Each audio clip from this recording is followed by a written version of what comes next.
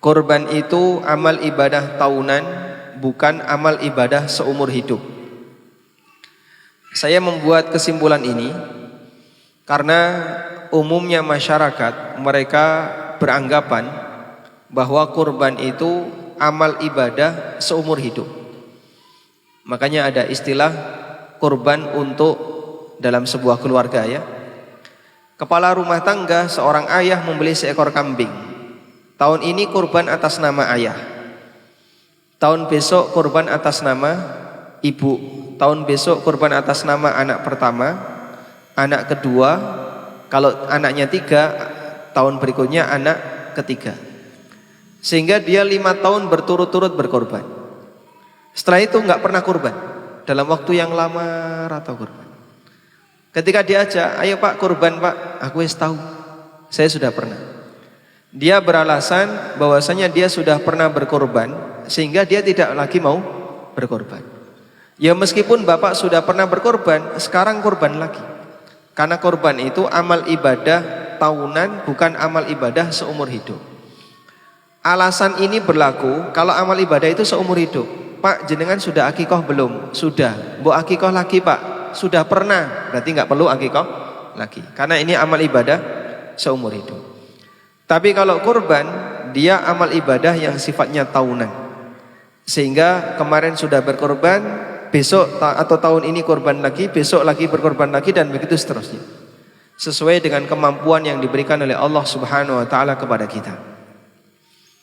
Kita bisa melihat kesimpulan ini dari firman Allah di surat Al-Kautsar, "Inna a'tainakal kautsar fashalli li rabbika wanhar." Sesungguhnya aku telah memberikan kepadamu Al-Kautsar.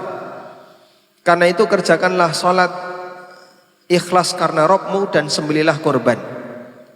Menurut beberapa ahli tafsir di kalangan ulama tabi'in seperti Qatadah, Atha bin Abi Rabah dan Ikrimah yang beliau adalah muridnya Ibnu Abbas, makna perintah salat dalam ayat ini adalah salat Id, dan makna perintah menyembelih adalah menyembelih korban. Artinya begini, Allah perintahkan kerjakanlah salat Id dan sembelihlah korban. Sebagaimana salat Id dikerjakan setiap tahun sekali, kurban juga dikerjakan setiap tahun sekali. Sehingga amal ibadah ini bukan amal ibadah seumur hidup, tapi amal ibadah setiap tahun. Yang kedua, yang mampu harus berkurban. Dalil tentang ini adalah sabda Nabi SAW dalam hadis dari Abu Hurairah radhiyallahu anhu yang diriwayatkan oleh Imam Ahmad. Rasulullah SAW bersabda, "Man kana lahu sa'atun wa lam yudhi fala yaqrabanna musallana." Siapa yang punya kemampuan tapi tidak mau berkorban, enggak usah dekat-dekat dengan tempat sholat kami. Tempat sholat kita apalah? Tempat sholat kita adalah masjid. Nabi SAW seolah-olah mengusir sebagian di antara umatnya yang mereka punya kemampuan tapi tidak melaksanakan kurban, enggak usah dekat-dekat dengan masjid. Padahal masjid adalah rumah kaum muslimin, rumah kedua bagi kaum muslimin. Kalau ada anak yang nakal, gak pernah pulang, saking jengkelnya orang tuanya, karena dia gak pernah pulang, lalu orang tuanya bilang, "Sudahlah, kamu gak usah pulang sekalian." Kira-kira anaknya makin bahagia atau makin susah? Seneng apa senep? Seneng ya? Makin seneng gak? Ya sekalian saja kan, gak pernah pulang malah gak boleh pulang. Makin senang atau tidak?